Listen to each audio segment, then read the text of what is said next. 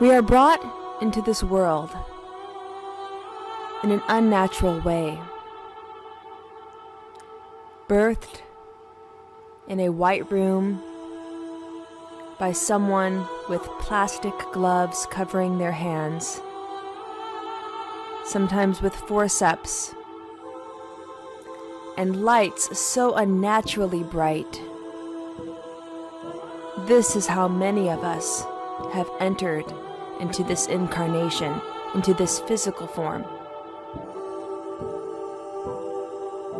After being born, we're injected with chemicals. We have chemicals rubbed over our eyes.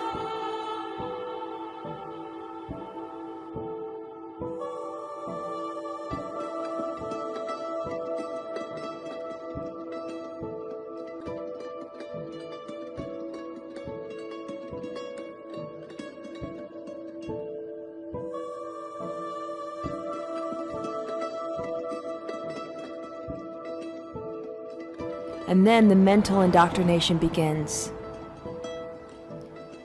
We're given a list of rules, and we learn about man's law. Our whole reality is shaped by these thought forms, by these mind viruses. We become so limited in how we interact with the world and what our true powers are. But something inside of us seems to have realized that we have forgotten something quite important. And that is the power of our imagination.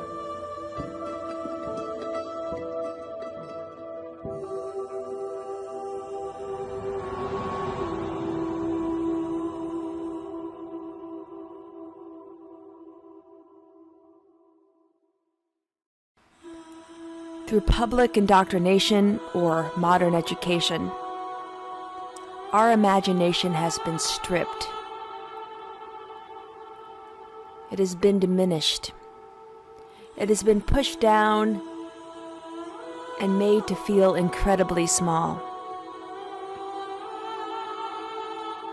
And with this lack of imagination comes a lack of our ability to create. We have the capacity to create our own reality.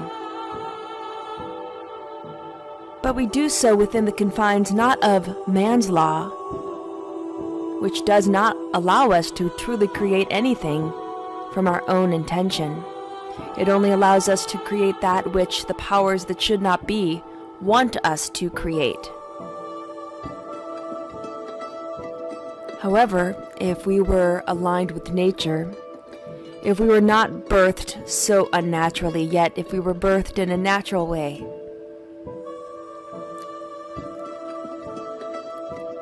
and we came into this world with loving hands, and we were not subdued with chemicals and injected with poisons, we would come to realize that when allowed to create within natural law, our imagination runs free. Our imagination can create any reality within the confines of natural law. And when we are aligned with the rules of nature, which is our guidebook to help us create our reality, our imagination can be used most powerfully to help us to create any type of world we want to live in. It can also help us create our own health. Our ability to heal is directly related to our ability to imagine, especially when we are aligned with the laws of nature. And what happens when we live according to nature's laws? Our body will never get sick. Yes, some people are born with genetic disorders, causing them to have a specific type of disease or ill health. However, many abnormal genes will never express themselves if surrounded by nature.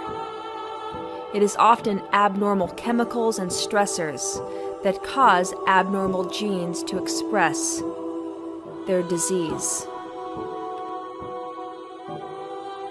So what are the tenets of natural law and healing aligned with natural law? These rules of nature are quite simple. Again, looking to nature, we can find many of these answers already. First, we will look at the foods we are designed to eat.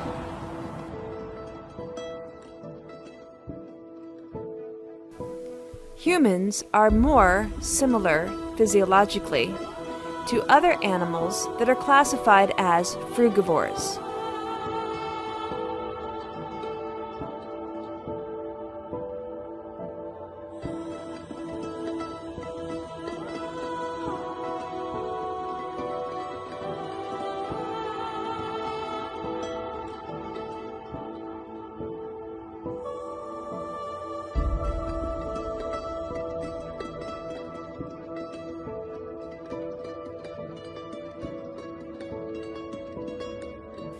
Frugivores eat a diet primarily of fruit and green leafy vegetables. The human anatomy and physiology are designed to help humans obtain their optimal nutrition to survive in this physical form. We have color vision to determine when a fruit is at its optimal ripeness so that we do not pick it too early, because the nutrition will not be as rich. We have opposable thumbs, and we can grab fruit from tall trees and peel the fruit. And when we eat the fruit, it not only nourishes us, but it also heals us. It's easy to break down, it's easy to absorb, and it fights off many of the oxidants that are produced during stress. It's the ideal food for human nutrition and human life. Another tenet of natural hygiene or natural law is taking in healthy water and being properly hydrated. It has been said that many humans really don't need to drink water as long as we're eating foods that are water rich. And the foods that are the most rich in the most beautiful water are fruits.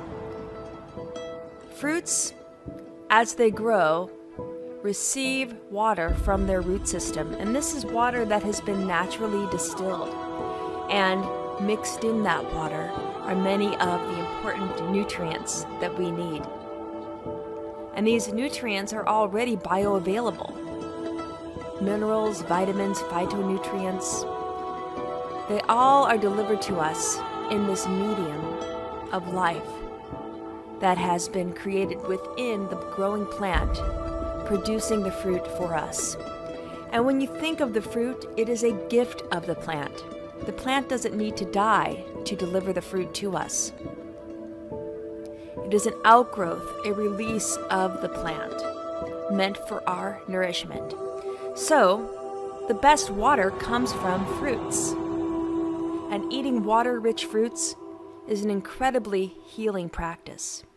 In fact, when a person is ill, either water fasting, meaning taking nothing in but water, or eating nothing but fruit, doing this for an extended period of time can often easily release whatever is causing your ill health. Doing this right away will save you much time and money down the road. No need to run to the doctor. No need to pop a pill. Just give your body the ability to relax and focus on hydrating foods. The next law of natural hygiene, or living in accordance with natural law, is getting enough sunshine. The sun is an incredible source of energy. And there have been many correlations of the sun in our natural history to various entities and powers. But the sun is the source of all energy on this planet. And for humans, the sunlight hitting our skin is the first step of several that leads to the production of vitamin D. Vitamin D acts as a hormone in our body. And with vitamin D, we can absorb calcium and phosphates from the foods and beverages we take in. The vitamin D acts as a hormone traveling to our small intestine, helping the calcium more easily travel into our blood. And calcium is the most abundant mineral in our body. 99% of the calcium is tied up in our bones. But we need calcium for so many physiological processes, like muscle contraction, and for our nervous system to release neurotransmitters. Calcium is also needed for proper blood clotting and to maintain tissue integrity. Sunshine is the key to getting this calcium into our bodily fluids. The next law of natural hygiene, or living in accordance with natural law, is restful sleep. Now, the exact number of hours that a human should sleep every night will vary. Not everyone is exactly the same here. But it is important that you get an extended amount of sleep, hopefully during the darker hours of the day, when it's more natural for our body to sleep and rest. Humans have color vision, and we do our best work during the daylight, when the sun is bright and we can see the beauty of nature. Our photoreceptors in our eyes see more clearly during the day as opposed to nighttime. And that is because in the area of our retina called the fovea centralis, we have the highest concentration of cones, which is the type of photoreceptor that detect color vision. So it is much better to sleep during the nighttime than during the day. And getting enough sleep is really important. If you're only getting a couple of hours of sleep at a time, you're not going to benefit from the restoration and regeneration that takes place during proper sleep. Also, dreaming is more abundant the longer we sleep. What I mean by that is if you're only getting a couple of hours of sleep, the amount of time you spend in REM, sleep, which stands for rapid eye movement when dreaming is taking place, those amounts of time are lessened. But if you get, let's say, 8 hours of sleep, the more dreaming of time takes place during the last 4 hours as opposed to the first 4 hours. So there is something to be said for getting at least 6 to 8 hours of sleep a night. Some people may need as much as 10. After this, we do need adequate relaxation. Humans are not meant to work constantly. We need time to relax and enjoy our surroundings, our environment, and to appreciate the beauty all around us, and letting this beauty inspire us. A relaxed mind improves our physiology and our connection to nature. The next rule of natural hygiene, or living in accordance to natural law, is getting appropriate amounts of non-injurious physical activity. It is good to move the body. Our bodies are meant to move and run and climb and hug and kiss. All of this is part of being human. And not participating in such activities is not fully expressing what it is to be human. The next rule of living in accordance with natural law, or natural hygiene, is living in a comfortable environment. Now, not all humans like the same type of environment. Some people prefer cooler climates, others more warm. But if you're living in an environment that your body is not comfortable in, you're less likely to go outside and enjoy the beauty of nature. So it is important to find an environment that is comfortable for you, allowing you again to go back and relax or move your body and enjoy what the nature has to offer. The next rule of living in accordance with natural law is avoiding toxins, stress, and misinformation. Now, the majority of the toxins that we are exposed to are coming from man-made chemicals especially. These toxins come into us via injections in the form of vaccinations, via medications, via things that we rub on our skin, and also from agricultural sources.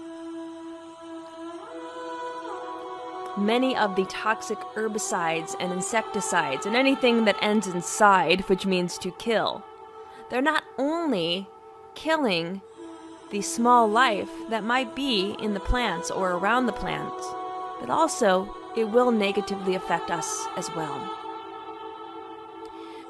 Stress has been touted as one of the leading causes of disease by modern medicine. Our bodies are meant to deal with stress, and we are constantly being exposed to a variety of stressors. A marker of health is being able to adapt to the stress appropriately. When we are chronically exposed to stress, sometimes our body cannot adapt, and disease is the result. So stress can be very dangerous because the longer we are out of homeostasis, meaning that we're out of a normal range of where our body works best, we start to see that our body becomes diminished and depleted.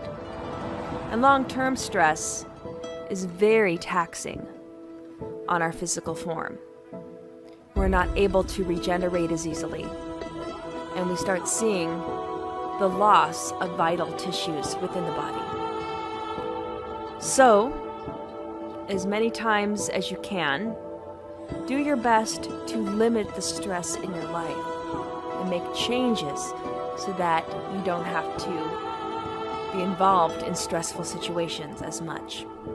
And then with misinformation, well, my best advice for avoiding misinformation is to turn off the television.